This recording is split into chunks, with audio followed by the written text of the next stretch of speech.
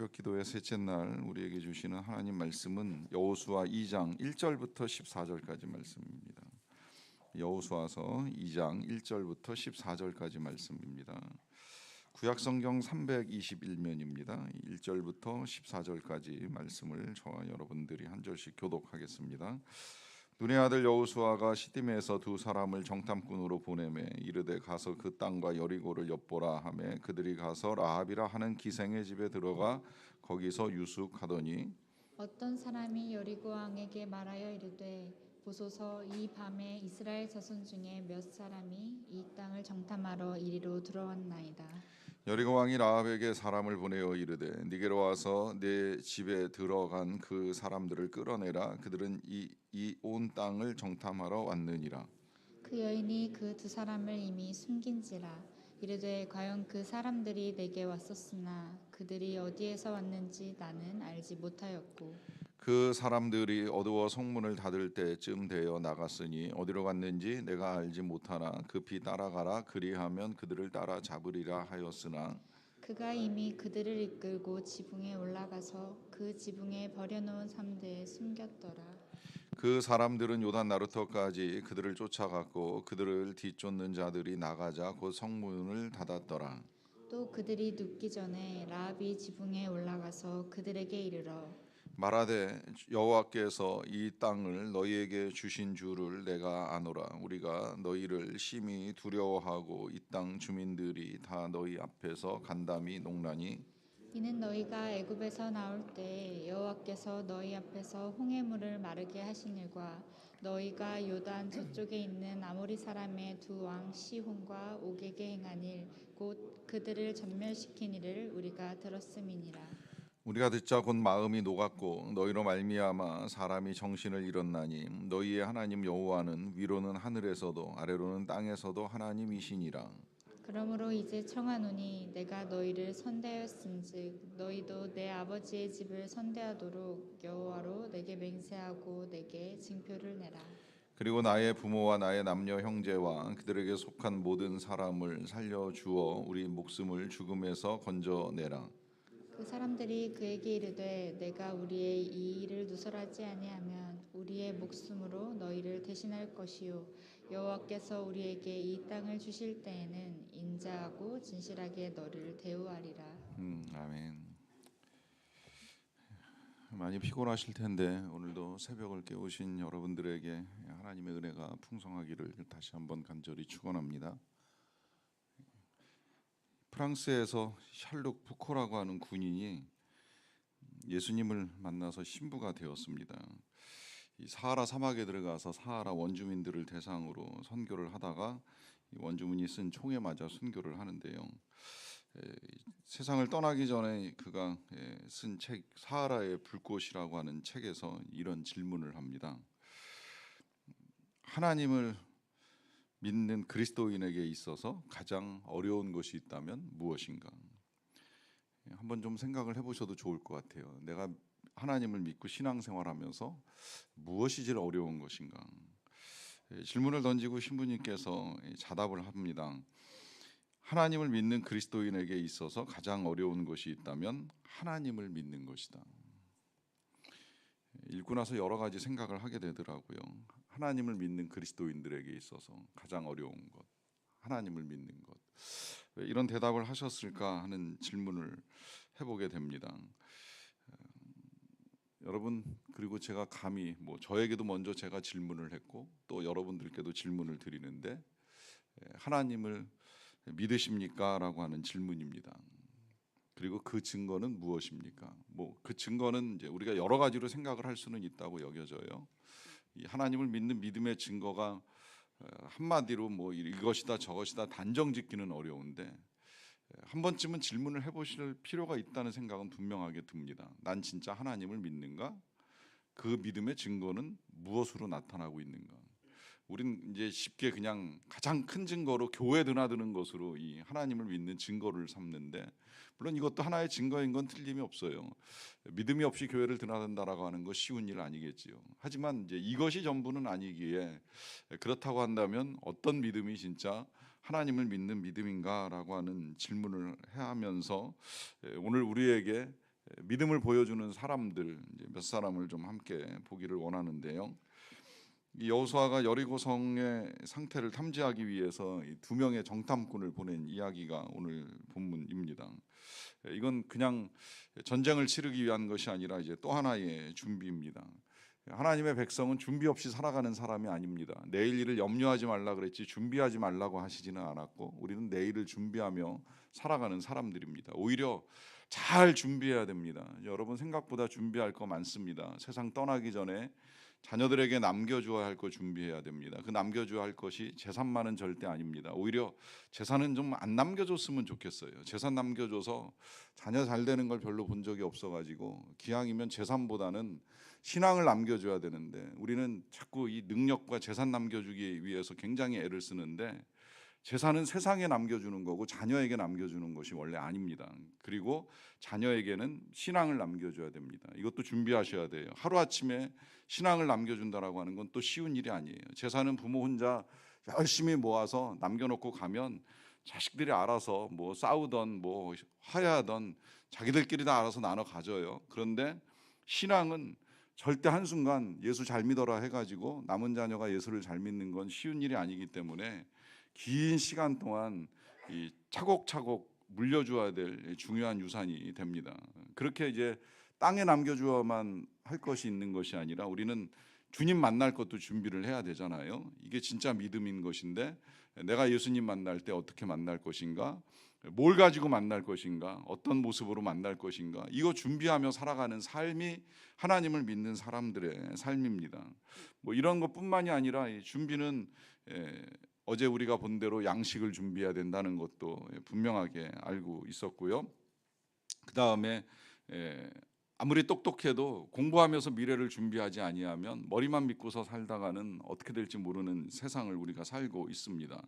또 은혜가 있다고 할지라도 기도로 받아내는 준비가 있지 아니하면 아무리 이 한 해가 복된 한 해로 하나님이 우리에게 주시고자 하셔도 쉽지 않은 일이라 하는 것이 너무나도 분명합니다. 그러하기 때문에 이제 준비라고 하는 건 너무 중요한 일인데, 그래서 이제 이 여호수아가 정탐꾼들을 보내면서 전쟁을 준비하는 거예요.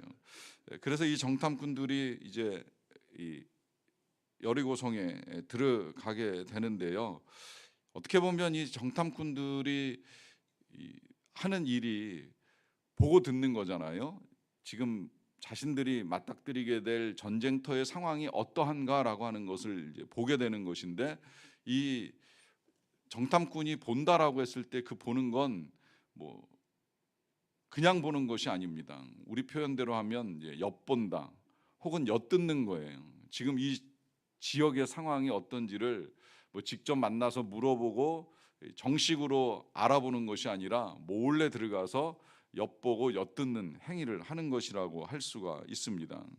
어떻게 보면 좀 비열한 행위가 될 수가 있는데요. 오늘은 그 비열한 사람들 많이 나와요. 이 정탐꾼들뿐만이 아니라 이제 우리가 잘 알고 있는 이 라합도 이제 비열하게 혼자 살겠다고 이 나라를 등지는 행위를 하는 것을 보게 되는데, 이 비열한 행위에 대해서도 우리가 잘 이해를 할 필요가 있어요. 이 비열하다라고 표현하는 것 자체가 이게 이제 우리가 이 세상을 살아가면서 형성된 도덕적 윤리적 기준을 가지고 말하는 거예요. 몰래 엿본다, 몰래 듣는다. 그러면 비열하게 생각을 하는 거죠. 그런데 이 정탐꾼들이 지금 몰래 보고 몰래 듣는 이 행위를 할 수밖에 없는 건 공동체를 위한 거예요. 그 공동체는 하나님의 백성이고, 그 공동체는 하나님의 나라에 부르심을 받은 백성들입니다. 그러하기 때문에 이 하나님의 나라를 위한 행위를 우리가 이제 함부로 비열하다 이렇게 표현을 할 수는 없는 거죠. 그러니까 그들은 지금 불편하지만 그 불편함을 감수하면서 이 공동체를 위해서 목숨 걸고 들어가 자신들이 할 일을 하는 것이 엿보고 엿듣는 겁니다. 그러는 가운데에 이제 이 라합이라고 하는 사람을 만나게 되는데, 이 라합이라고 하는 사람이 우리 성경에는 이제 기생으로 표현이 되어 있어요. 근데 이 사람의 기생이라는 이 직업이 진짜 해석에 따라서 천차만별이에요. 어떤 해석에서는 뭐 매춘부였다, 창녀였다부터 시작을 해서 그 정도는 아니다, 그냥 술집 주인이고 음식점 주인이었다, 이제 그런데 이걸 이제 원어로 풀다 보니까 그냥 완곡하게 기생이라 표현을 한 것이다라고 하면서 해석은 다양하게 나타나고 있는 걸 보게 되는데, 어떤 해석보다 중요한 건 뭐냐면 그가 어떤 직업을 가지고 있었든지, 그가 우리에게 보여주는 가장 중요한 건 직업이 아니라 신앙이라고 하는 거예요. 믿음이라고 하는 거예요. 오늘 우리는 이제 여기에 좀 더 중점을 두고 보게 될 터인데 어떤 믿음인가라고 하는 것을 보겠습니다. 일단 정탐꾼들은 사람이 많은 곳을 찾았어요. 아무래도 그곳이 이제 정보의 산실이잖아요. 많은 사람들이 오고 가면 많은 이야기가 있을 것이고, 그러면 이제 거기에서 취할 수 있는 것이 많다 보니까 이제 그곳에 들어가서 이 어떤 이야기들이 오고 가고 있는지를 이제 귀담아 듣고자 했던 것이라고 할 수가 있습니다. 그러다 보니까 이제 결국 이 기생, 다시 말하면 저는 그냥 이제 식당 주인 내지는 술집 주인 정도로 생각을 하는데, 여기 들어가서 음식 먹으면서 이 이야기를 들으려고 하지 않았을까 하는 생각이 들어요. 그렇게 얘기를 듣고 있는 중에 이 정탐꾼들이 들어왔다라고 하는 사실이 왕에게 알려집니다. 여리고성 왕에게 이제 알려진 것이죠. 아마도 음식 먹으면서 자기들끼리 이야기를 하든지 아니면 뭐 주인에게 뭐 밥 달라, 술 달라, 술까지는 아닐지라도 뭐 반찬 더 달라 이제 이런 얘기를 하는 중에 아무래도 이 사람들의 말투가 좀 달랐겠죠. 원래 그 남의 지역에 가가지고 티 안 내려고 하면 이 표준말 잘 써야 되는데 왜 사투리 못 써가지고 이제 끝을 뭐 올려야 되는데 내리는 건가요? 서울에 와서 쓰려고 그러면 내려야 되는데 이제 올려가지고 이렇게 남의 동네에서 온 거 이렇게 표시나면 이제 들통나는 식으로 아마 이 정탐꾼들도 그랬을 것 같아요. 옆에서 같이 밥 먹고 이렇게 하는 사람들이 이렇게 가만히 보니까 이 사람들 쓰는 말이 이제 자기들이 쓰는 말하고 좀 다르기도 하고 하다 보니까 이거 좀 이상하다 이런 생각이 들어가지고 아마 왕에게 바로 신고를 했겠죠. 그러다 보니까 이제 왕이 즉각적으로 사람들을 보내가지고 이 사람들을 끌어내라라고 하는 명령을 내립니다. 그 명령에 지금 이 라합이 보여주는 반응이 그 사람들 누군지도 잘 모르겠지만 아까 나간 것 같습니다. 그러니 지금 빨리 추격하면 아무래도 가서 잡을 수 있을 것 같습니다라고 하는 이제 대답을 한 거예요. 이런 사건이 있기 전에 우리가 먼저 이제 생각을 해봐야 될 건 뭐냐면 이 정탐꾼들에게 찾아온 위기부터 생각을 해보는 겁니다. 이 정탐꾼들이 제가 앞서 말씀드릴 때에는 나라를 위해서 또 공동체를 위해서 헌신하며 나간 사람들이에요. 어떻게 보면 목숨 걸고 나갔습니다. 정탐을 한다는 것이 그냥 단순히 보고 듣는 것이 아니라 실제로 지금 제가 말씀드린 것처럼 발각되면 죽을 수도 있는 그런 위험한 행위를 자처하고 나간 사람들이에요. 그런데 그런 그들에게 위기가 찾아온 것입니다. 여기서 이제 우리가 먼저 생각해야 될 것, 어떻게 보면 이 정탐꾼들도 누군가를 이롭게 하는, 누군가를 복되게 하기 위해서 귀한 선택을 하고 목숨 걸고 헌신한 사람들인데, 그럴지라도 그들에게도 위기가 찾아온다는 거예요.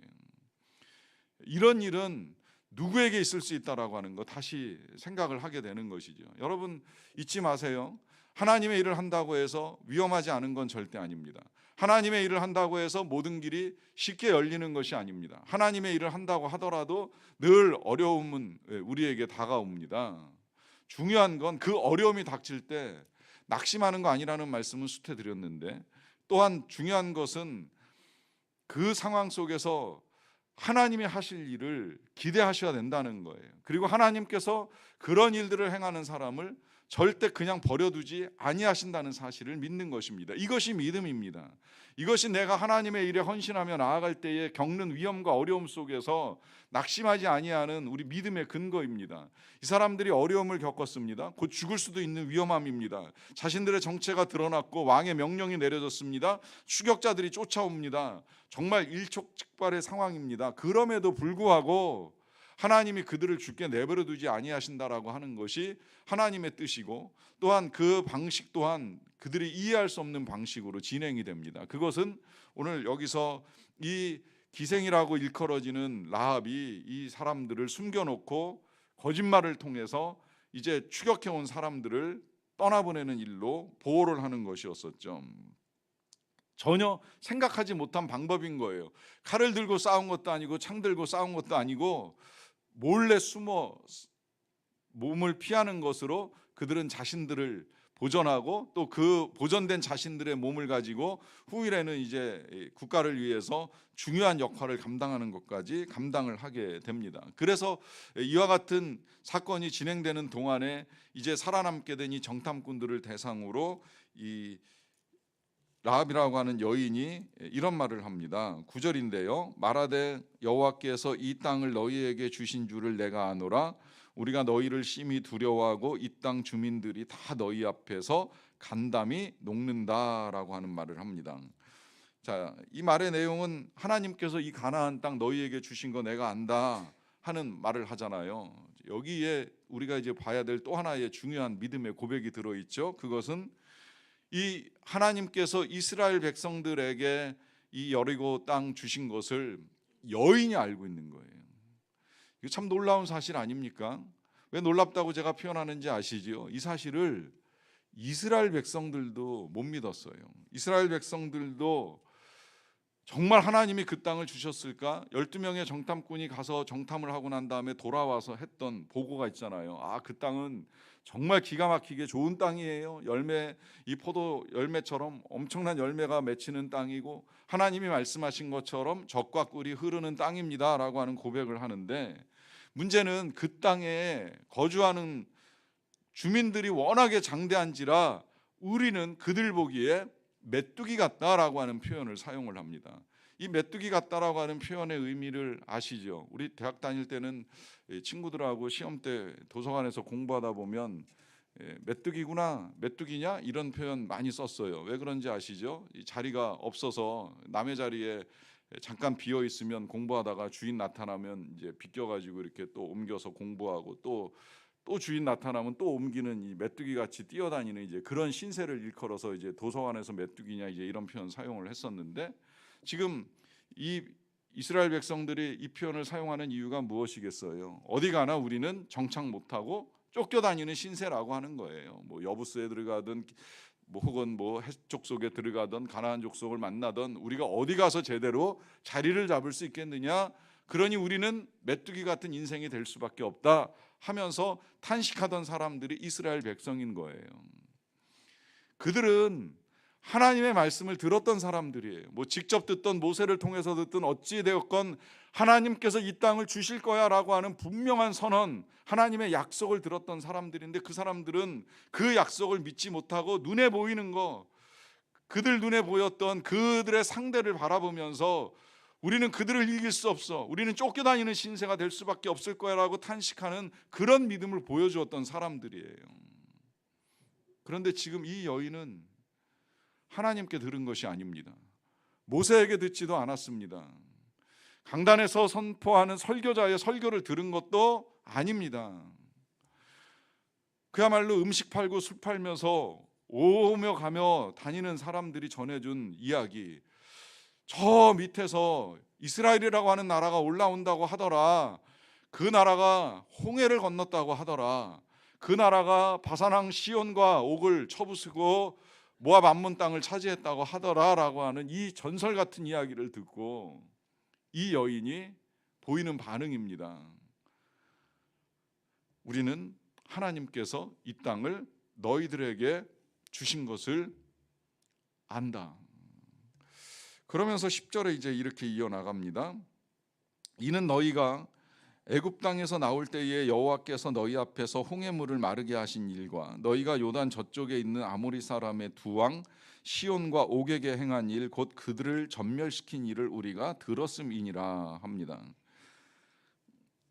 자, 여기서 지금 제가 여러분들께 말씀드린 대로 그는 자신이 들은 것을 다 이제 솔직하게 이야기를 하고 있는 거예요. 하나님께서 이 이스라엘 백성들을 위하여서 어떤 일들을 행하셨는가라고 하는 것을 다 그대로 전하고 있는 것이지요. 여기서 보는 대로 지금 그는 내가 이것을 봤다 하는 식으로 말하는 것은 하나도 없어요. 다 전에 들은 내용을 가지고 이야기를 하고 있는 것입니다. 여기서 이 믿음이라고 하는 건 다른 어떤 것이 아니라 들은 것을 들은 대로 믿는 믿음이라고 하는 거예요.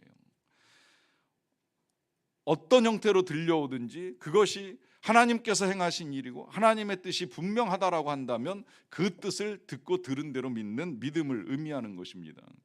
이 믿음을 가장 잘 보여준 사람이 우리 예수님이 이 땅에 계시는 동안에는 바디메오가 그것을 잘 보여주었잖아요. 이 바디메오는 아시는 대로 앞을 볼 수 없는 사람이에요. 눈 못 뜨고 구걸하며 살아오던 사람입니다. 그런 그가 계속 귀로만 들어왔던 거예요. 예수님이 계신다, 예수님이 오셨다, 예수님께서 사람들을 고치신다, 사람들을 살리신다.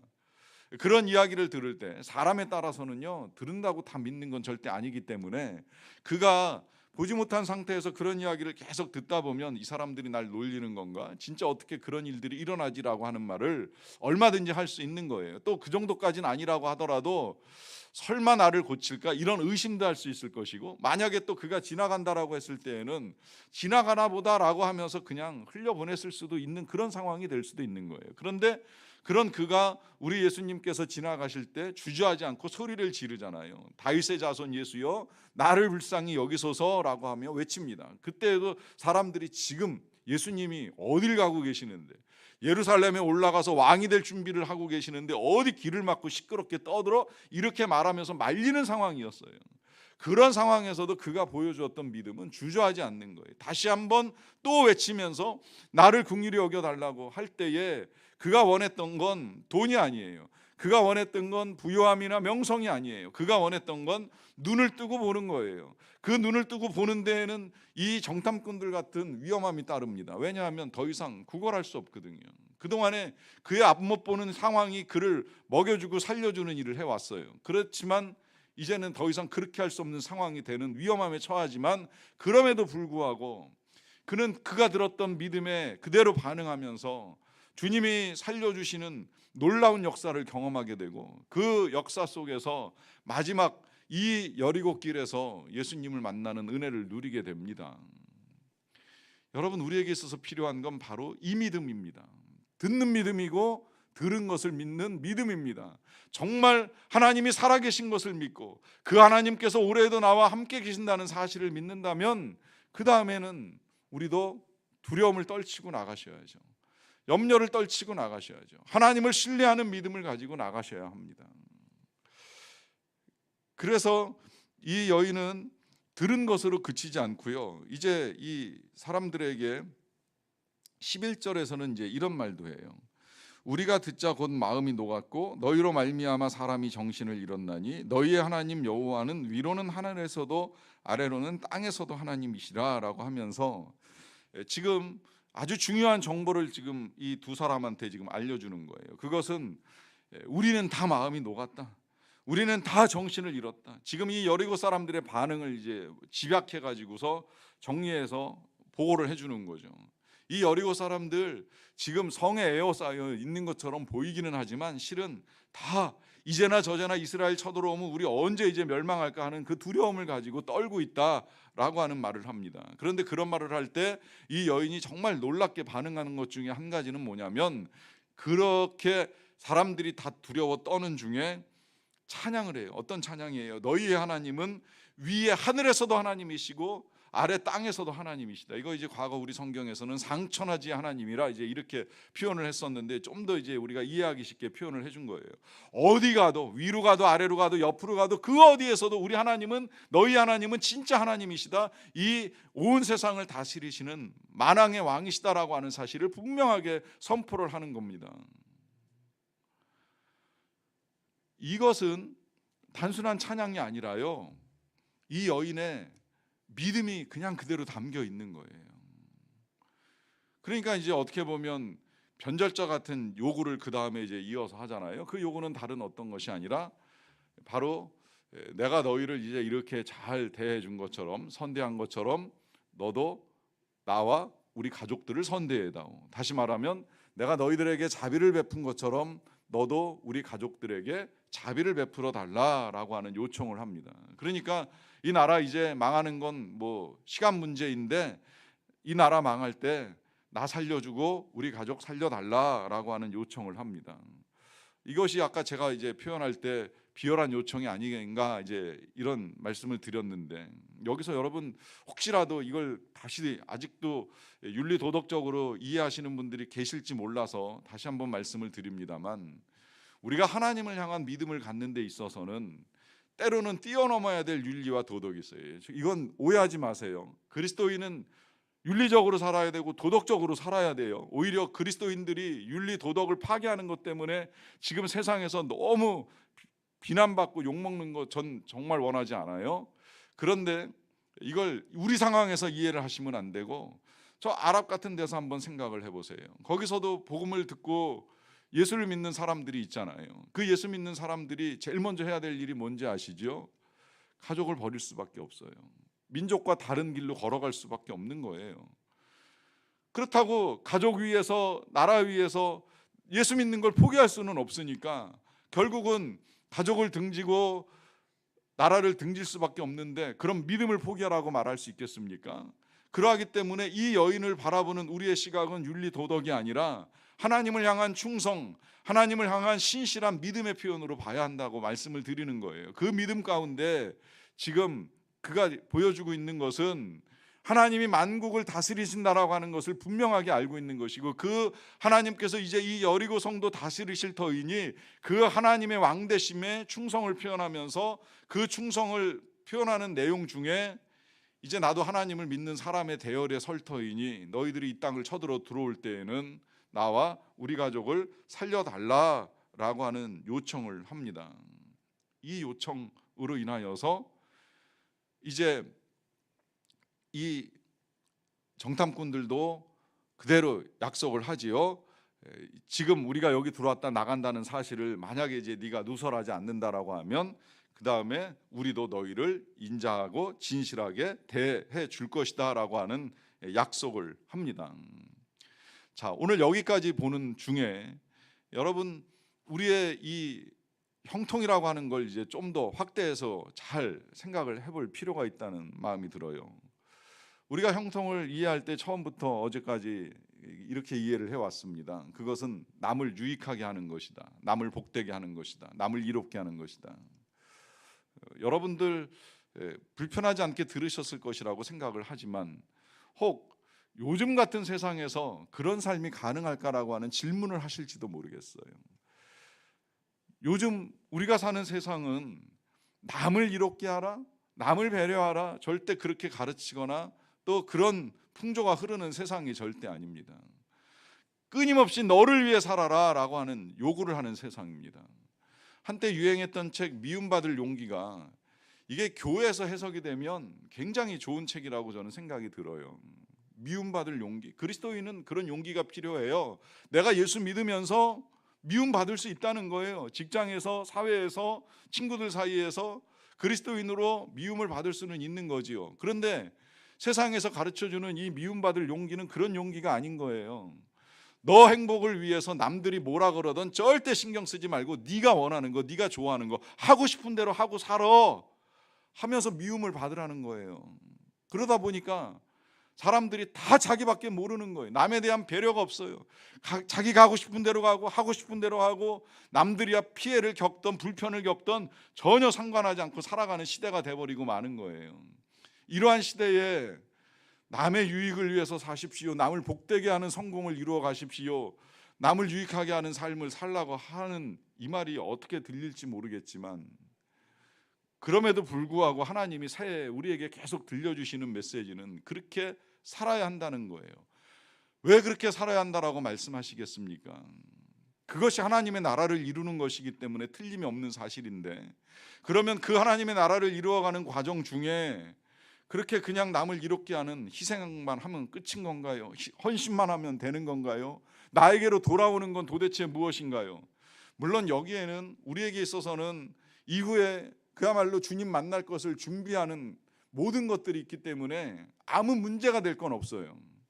어떻게 살든 우리가 정말 남을 이롭게 하고 유익하게 하는 삶을 아름답게 살아왔다라고 한다면, 그렇다면 주님 만날 준비를 잘하고 계신 건 틀림이 없는 거예요. 하늘의 상급, 하늘의 면류관이 풍성하게 여러분들을 위하여 예비되어 있을 것입니다. 여러분들이 이 땅에서 돌려받는 거 하나 없을지라도 정말 순전히 다 내어주다가 끝끝내 순교하고 인생을 끝낸다고 할지라도 그럴수록 더 하늘에서 받을 건 훨씬 크기 때문에 전 그것도 절대 손해라는 생각을 하지는 않지만, 그럼 이 땅에서 나는 뭔가요? 내 가족들은 무엇인가요? 라고 할 때 오늘 이 정탐꾼들과 라합이 그 답을 우리에게 주는 거예요. 정탐꾼 손해보고 끝났습니까? 아니잖아요. 목숨 건지잖아요. 목숨만 건지고 끝납니까? 돌아와서 귀한 정보를 여호수아와 백성들에게 잘 전해주잖아요. 그리고 정탐을 잘 마치고 돌아온 영웅으로 존경을 받지요. 그 정탐꾼 중에 한 사람은 이 라합하고 결혼도 해요. 그리고 가정을 이루고 그 가문이 다윗을 낳고 예수님을 낳는 명문가가 됩니다. 뭘 손해봤습니까? 한두 가지 유익이 아니었던 거예요. 정탐의 희생이 있었고 정탐의 헌신이 있었지만 그래서 백성을 유익하게 하는 것으로 끝난 것이 아니라는 거예요. 그도 유익을 얻습니다. 이것이 형통이라고 말씀을 드리는 거예요. 남도 유익하게 하고 나도 유익하게 되는 일, 이것이 형통입니다.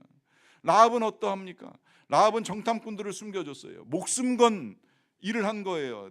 발각되면 행여라도 이 사람들 3대 밑에다 숨겼다고 하는데 누가 와가지고 들춰보고 여기다 숨겼네 하고 되면 정탐꾼들만 죽는 게 아니라 이 라합 가족 가문 다 죽는 거예요.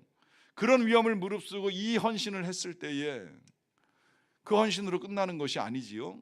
내일 보시겠습니다마는 이 가족들이 목숨을 건집니다. 우리의 형통은 남을 유익하게 하는 데서 끝나는 것이 절대 아닙니다. 하나님이 되돌려 주십니다. 되갚아 주십니다. 그러하기에 이 복된 삶을 살 수 있는 저와 여러분 다 되시기를 간절히 축원합니다. 우리 시간 같이 찬양하고 기도하겠습니다. 세상의 유혹 시험이 내게 몰려와 나의 힘으로